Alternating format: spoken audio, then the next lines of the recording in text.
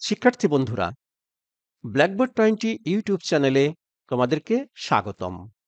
আজকে আমি তোমাদেরকে দেখাবো ষষ্ঠ ও সপ্তম শ্রেণীর জন্য ইউজ অফ প্রিপোজিশন নামে একটি ক্লাস, অর্থাৎ প্রিপোজিশনের ব্যবহার তোমরা কিভাবে করবে সেটি দেখাবো। এই ক্লাসটি শুরু করার আগে এই বাক্যটি নিয়ে তোমাদের সাথে আমি একটু ছোট্ট আলাপ করব। এই বাক্যটির মধ্যে আমি ৭টা প্রিপোজিশনের ব্যবহার করেছি। আমি একটু লাল কালি দিয়ে তোমাদের দেখিয়ে দিই খুব সহজে।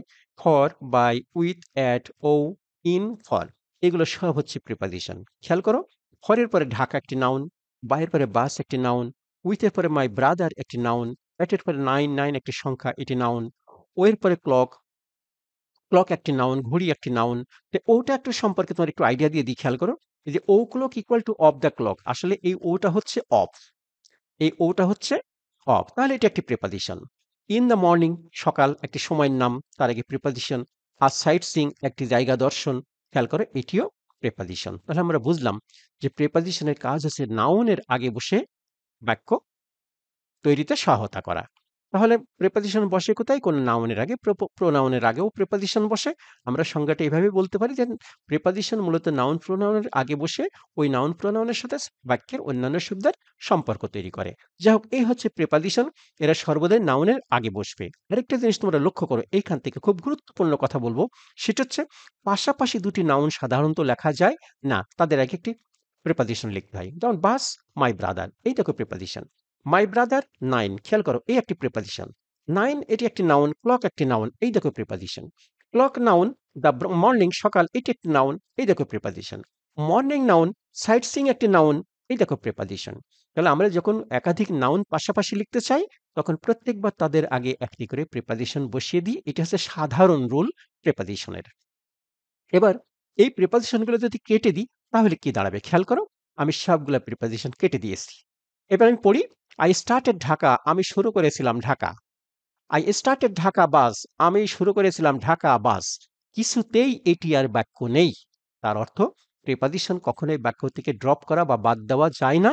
এই জন্যই প্রিপোজিশনের ব্যবহারটা খুবই গুরুত্বপূর্ণ। কিন্তু ইংরেজিতে দুটি পার্টস অফ স্পিচ আছে, যে এই দুটি আমরা ইচ্ছা করলে বাক্যের মধ্যে রাখতেও পারি, নাও পারি। তার একটা হলো অ্যাডজেক্টিভ আর একটা হচ্ছে অ্যাডভার্ব। এই যে আমরা এখানে লিখেছি একটি অ্যাডজেক্টিভ আর এটি হচ্ছে একটি অ্যাডভার্ব। খেয়াল করো, এই অ্যাডজেক্টিভ এই অ্যাডভার্ব আমি আবার কেটেও দিয়েছি। ঠিক আছে? এটি যদি আমি কেটে না দিত তাহলে কি হতো দেখো, a good student listens to his teachers attentively, একজন ভালো শিক্ষার্থী তার শিক্ষকের কথা মনোযোগ দিয়ে শুনে। 100% কারেক্ট সেন্টেন্স। এবার আমি কেটে দিয়ে পড়ছি, কেটে দিয়ে আবার পড়ছি, শোনো। Student listens to his teachers, একজন শিক্ষার্থী তার শিক্ষকের কথা শুনে। 100% কারেক্ট সেন্টেন্স। তার মানে কি, অ্যাডজেক্টিভ আর অ্যাডভার্ব বাক্য থেকে সরিয়ে দিলে বা বাদ দিলেও বাক্য সঠিক থাকবে, কিন্তু প্রিপোজিশন কখনোই বাদ দেওয়া যায় না। প্রিপোজিশন খুব গুরুত্বপূর্ণ জিনিস।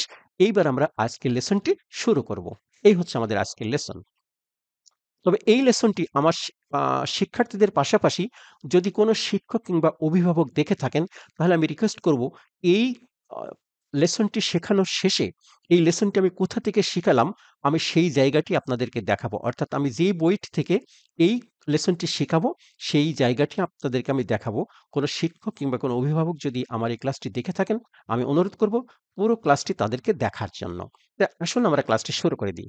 প্রিয় শিক্ষার্থী, I hope you are doing well, আমি আশা করি তুমি ভালো করছো। Dash the grace of almighty, আল্লাহর আশীর্বাদ বা দয়ার দ্বারা, অর্থাৎ দ্বারা দিয়া বুঝাইলে কোনো কিছু দ্বারা দিয়ে বুঝাতে নাউন প্রোনাউনের পূর্বে বাই বসে। By the grace of almighty, সর্বশক্তিমানের দয়া বা কৃপার দ্বারা। তাহলে আমরা বুঝলাম যে দ্বারা দিয়া বুঝাইতে তখন সে সকল নাউন প্রোনাউনের পূর্বে আমরা বাই লিখব। এই উত্তর আমরা লিখলাম by.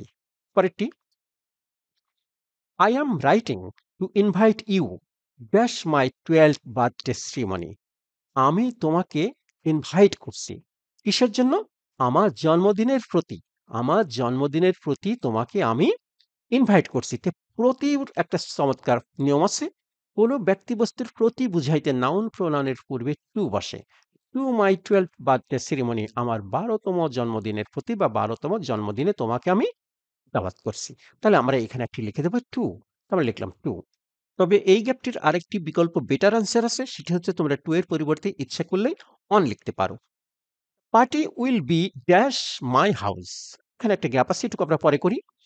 Party will be dash my house, পার্টিটি হবে, উইল বি হবে, পার্টিটি হবে মাই হাউস, আমার বাড়িতে। কোথায় হবে? আমার বাড়িতে। অর্থাৎ কোনো কিছুর অবস্থান, কোথাও কোনো কিছুর অবস্থান বুঝাইতে আমাদের এই পার্টির অবস্থান কোথায় হবে? আমার বাড়িতে। তার অর্থ কি? যদি অবস্থান প্রকাশ করে, খেয়াল করো নিয়মটি, কোনো বাক্যে কোনো ব্যক্তিবস্তুর অবস্থান প্রকাশ করতে নাউন প্রোনাউনের পূর্বে অ্যাট বসে। আমাদের পার্টিটি কোথায় হবে? পার্টিটির অবস্থানটা কোন জায়গায়? অবস্থানটি হচ্ছে আমার বাড়ি। তাহলে সেই নাউনের আগে আমরা অ্যাট বসিয়ে দেব। আমরা বসিয়ে দিলাম অ্যাট। পরেরটি হচ্ছে dash the 16th of December, dash the 16th of December, অর্থাৎ 16ই ডিসেম্বর, এটি একটি তারিখ। চমৎকার নিয়মটি হচ্ছে তারিখের পূর্বে অন বসে, একেবারে সহজ নিয়মটি। এইখানে আমরা একটি অন, সরি, এইখানে আমরা একটি অন লিখে দেবো ডি নাম্বারে, কারণ এটি তারিখ বুঝিয়েছে। আমরা লিখলাম অন। উই উইল স্টার্ট, আমরা শুরু করব। ড্যাশ দ্য আফটারনুন, আমরা শুরু করব বিকেল, অর্থাৎ আমরা বিকেলে শুরু করব, এটি একটি সময়। তোমরা জানো উল্লেখযোগ্য তিনটি সময়ের আগে সর্বদাই প্রিপোজিশন ইন বসে। আমরা দেখিনি সময় তিনটা হচ্ছে সকাল, বিকাল ও সন্ধ্যাকালীন সময় বোঝাতে নাউন প্রোনাউনের পূর্বে ইন বসে। ইন দ্য আফটারনুন বিকেলে, ইন দ্য ইভিনিং সন্ধ্যায়, ইন দ্য মর্নিং সকালে। তাহলে আমরা এরকম সকাল, বিকাল, সন্ধ্যা বুঝাইলে তখন তার আগে আমরা কি লিখবো? একটি ইন লিখে দেব। আমরা লিখলাম in. And have lots of fun, games and cake, এবং আমরা অনেক মজা করব। কিসের সাথে মজা করব? খেলাধুলোর সাথে নিয়ে, অর্থাৎ খেলাধুলো নিয়ে এবং কেক নিয়ে। তাহলে কেক আর খেলাধুলো নিয়ে, কেক আর খেলাধুলোর সাথে আমরা খুবই মজা করব। তো কোনো কিছুর সাথে বা নিয়ে, কোনো কিছু নিয়ে এরকম বুঝাইলে সেখানে আমরা উইথ লিখি। যেমন কোনো কিছুর সাথে বোঝাতে নাউন প্রোনাউনের পূর্বে উইথ বসে। তা আমরা কিসের সাথে, সাথে মজা করব? অনেক মজা করব। কিন্তু কিসের সাথে, সাথে? কেক কাটার সাথে, সাথে এবং খেলাধুলোর সাথে, সাথে আমরা অনেক মজা করব। তো আমরা উত্তরটি লিখলাম হচ্ছে with. I really want you dash the party, বলছে আই রিয়েলি ওয়ান্ট ইউ, আমি সত্যিই তোমাকে চাই, ড্যাশ দ্য পার্টি, পার্টিতে। কোথায়? আমি তোমার অবস্থানটা চাই কোন জায়গায়? দেখো নিয়মটা দেখে নাও। কোন বাক্যে কোনো ব্যক্তিবস্তুর অবস্থান প্রকাশ করতে এর আগে অ্যাড বসে। ইতিপূর্বে আমরা কিন্তু এই সি নাম্বার গ্যাপে এই নিয়মটি দেখেছিলাম।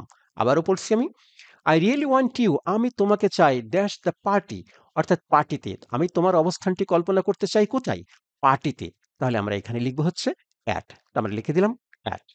বিকজ, কারণ, আই কান্ট ইমাজিন, আমি কল্পনাই করতে পারি না, মাই birth, I can't imagine my birthday party, sorry, এই শব্দটি তোমরা কেউ বাই পড়ো না, এটি হবে মাই। আমি একটু ভুল লিখেছি। এটা আমার মিসপ্রিন্টিং হয়েছে, নিজে কম্পিউটার কম্পোজ করেছি তো ভুল হয়েছে। তাহলে I can't imagine my birthday party, আমি আমার জন্মদিনটি কল্পনাই করতে পারি না, ড্যাশ ইউ, তোমাকে ছাড়া।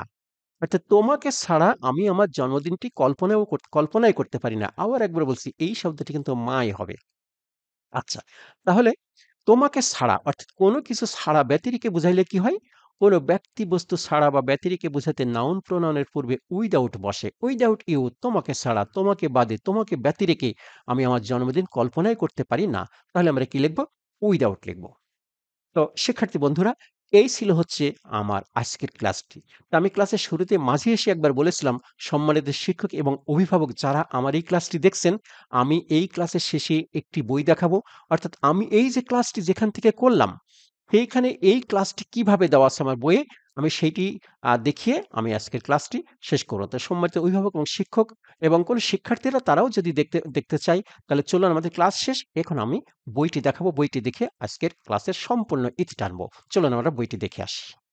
সম্মানিত শিক্ষক এবং অভিভাবক, আমি আপনাদেরকে বলেছিলাম যে যারা আমার ক্লাসটি দেখবেন কাইন্ডলি আমার এই ক্লাসের শেষে যে বইটি আমি দেখাবো, কাইন্ডলি আপনারা এটি দেখবেন। তো কেন দেখতে বলেছি? নিশ্চয়ই আমি আপনাদেরকে কোনো কিছু শেখানোর ধৃষ্টতা রাখি না, সেই সাহস আমার নেই। আমি মূলত দেখাতে চেয়েছি এই কারণে যে আমার যে ক্লাসগুলো আমি সম্পূর্ণ দেখাই তা সম্পূর্ণ আমার নোট করা বই থেকে দেখাই। তো এই বইটি আপনাদের ভালো লাগলে আপনার সন্তানের জন্য কালেকশন করতে পারবেন কিংবা আপনার শিক্ষার্থীর জন্য কালেকশন করতে পারবেন। এইজন্যই আপনাদেরকে ক্লাসটি দেখার জন্য অনুরোধ করেছিলাম, বইটি দেখার জন্য, কোনো কিছু শেখানোর জন্য নয়। ধৃষ্টতা মাফ করবেন। তো আসুন আমরা দেখি। তো এই যে চ্যাপ্টার 2 বর্তমান এনসিটিবি অর্থাৎ ২০২৫ সালের এনসিটিভির যে সিলেবাস সেই অনুসারে এটি ২ নম্বর প্রশ্ন হবে আপনাদের সন্তানের জন্য এবং এখানে প্রিপোজিশন। তো এই যে এই অংশটুকু আমি যে লিখেছি প্রিপোজিশন কত প্রকার, কি, কি কাকে বলে, এটি সব বইয়ের মধ্যেই এইরকম একটা ছোট্ট ডিসকাশন থাকে। আমিও দিয়েছি। এটা নিয়ে আমার মূল বইয়ের আকর্ষণ এটি নয়। আমি এখন দেখাবো যে আপনাদেরকে মূলত কেন আমি এই বইটি আজকে আপনাদেরকে দেখাতে চেয়েছি। তো আসুন আমরা এই ২য় ফাইলটি খুলি। ইউজ এ প্রিপোজিশন অর্থাৎ প্রিপোজিশনের ব্যবহারের নিয়ম এবং নিয়মের বিশ্লেষণ আমরা এই জায়গায় দেখব। খেয়াল করুন, এই ক্লাসটি আমি এইমাত্র শেষ করেছি আপনাদের সাথে। এই ক্লাসটি। তো এই ক্লাসটির উপরে যে dear Swarna, Nisi, your loving friend, Lamia ইত্যাদি লেখা আছে, এগুলো কিন্তু আমি লিখি নাই। কারণ আমার ওই যে স্ক্রিনের জায়গা শর্ত, এটুকুর মধ্যে তো কোনো গ্রামারও নেই। আমার মূলত হচ্ছে এইটুকু হইলে আমার চলে। এইজন্য আমি এইটুকু দেখিয়েছি শুধু। তো যাই হোক, এটুকু আমার বইয়ের মধ্যে কিভাবে আছে সেটুকু দেখাবো। দেখুন, এই যে আমি এতক্ষণ যে নিয়মগুলো বলেছি সব নিয়মগুলো এখানে দেওয়া আছে। এই নিয়মগুলো আমি নতুন করে আর কোনো নিয়ম লিখি নাই। এইগুলোই আমি স্লাইডে দেখিয়েছি। আর কি করা আছে বইয়ের মধ্যে? খেয়াল করুন, এই লেসনটির জন্য পর্যাপ্ত সংখ্যক শব্দার্থ দেওয়া আছে এখানে। শুধু শব্দের অর্থ নয়, পাশের শব্দের উচ্চারণ সহকারে দেওয়া আছে। প্রত্যেকটির ক্ষেত্রে উচ্চারণ সহকারে দেওয়া আছে। আমরা জানি 6-7 এর অনেক শিক্ষার্থীরাই, সিংহভাগ শিক্ষার্থীরা উচ্চারণ রিডিং পড়তে পারে না। এই কারণে আমি এই কাজটি করেছি। তারপরে দেখুন, এই যে এই জিনিসটা আমি আজকে দেখিয়েছি। এই তো দেখলাম একটা প্রশ্ন থেকে আমরা এরকম দেখলাম। আরগুলো খেয়াল করুন, এটি ২ নম্বর প্রশ্ন। খেয়াল করুন, এই শব্দার্থ, এই যে নিয়মের বিশ্লেষণ আমি যত ক্লাস নেব সব এখান থেকেই নেব কিন্তু। তারপরে এটি ৩ নাম্বার, খেয়াল করুন, এই যে হচ্ছে আমাদের প্রশ্ন, এই আমাদের শব্দার্থ, এই আমাদের বিশ্লেষণ। তো এইভাবে চলতে থাকবে অন্তত ১৫টা প্রশ্ন এইভাবে আমি আপনাদের আ সন্তানের জন্য সলিউশন করেছি। তো আমরা একটু দ্রুত নিচে নেমে গেলে শুধু সংখ্যাটা দেখব। সব একই জিনিস। আপনি যেখানে যাবেন সব একই জিনিস পাবেন। হ্যাঁ, এই যে আমরা ১৫ টি। এই আমাদের ১৫ নম্বর, এই আমাদের প্রশ্ন, এই আমাদের শব্দার্থ, এই আমাদের নিয়মের বিশ্লেষণ। তো এই তো গেল ১৫ টি বিশ্লেষণমূলক। আর কি আছে? এবার আসুন মডেল কোয়েশ্চেন এ যাই। ক্লাস 6 এর মডেল কোয়েশ্চেন। আবার এটি হচ্ছে ক্লাস 7 এর মডেল কোয়েশ্চেন। ওই যে আমি বলেছি একই বইয়ের মধ্যে ২ ক্লাস আছে। যেহেতু আপনারা জানেন কিনা জানি না, অভিভাবকগণ জানেন কিনা জানি না, শিক্ষকরা তো অবশ্যই জানেন। 6 এবং 7 এ 100% সেম সিলেবাস। দুটি ক্লাসের সিলেবাসের ১% ও ১% রও কোনো পরিবর্তন, আলাদা ভিন্নতা নেই। একই রকম সিলেবাস। এইজন্য একই বইয়ের মধ্যে আমি ২ টি অংশ দিয়ে দিয়েছি। তাহলে আমরা ১ম এ 6 এরটাই দেখে নিই। এই 6 এর হচ্ছে মডেল কোয়েশ্চেন। বাজারে এমন কোনো মডেল কোয়েশ্চেন আপনি পাবেন না, যেখানে একটি প্রশ্ন দেওয়ার পরে তার নিচে আবার শব্দার্থ দিয়ে দেবে। আমি দিয়েছি। কেন দিয়েছি? যে শিক্ষার্থীদের তাদের স্টক অফ ওয়ার্ডস কত দুর্বল সেটি আমি জানি। তাই এখানে সব উচ্চারণ সহকারে অর্থ দিয়েছি। এবার দেখুন ২ নম্বর, এটি প্রিপোজিশন। দেখুন এই হচ্ছে আমাদের প্রিপোজিশন, দেখুন এই হচ্ছে আমাদের শব্দের অর্থ। তো ঠিক এইভাবে এই একটি মডেল কোয়েশ্চেন আমরা শেষ করি। এই যে ৭ নম্বর, তারপর ৮ এ থাকবে হচ্ছে আ লেটার অ্যাপ্লিকেশন অথবা ইমেইল, আর হচ্ছে একটা কম্পোজিশন। এই হচ্ছে একটি মডেল কোয়েশ্চেন। তো এরকম প্রত্যেকটি মডেল কোয়েশ্চেনই কিন্তু আমি এই কাজই করেছি। আপনারা হয়তো মনে করবেন যে একটি মডেল কোয়েশ্চেনে সম্ভবত স্যার এরকম শব্দার্থ দিয়েছি আর বাকিগুলোতে মনে হয় নেই। তা নয়। এরকম প্রত্যেকটাতে। তবে এই যে ৫ নম্বর প্রশ্নটির ক্ষেত্রে আমি কোনো শব্দার্থ দিই নাই। কারণ এটি মূলত grammatical test. Changing sentence grammatical test, এখানে আমি কোনো শব্দার্থ দিই নাই। কিন্তু তারপর থেকে ঠিকই আছে। ঠিকই পাবেন। আরেকটি প্রশ্ন তো পাবেন না।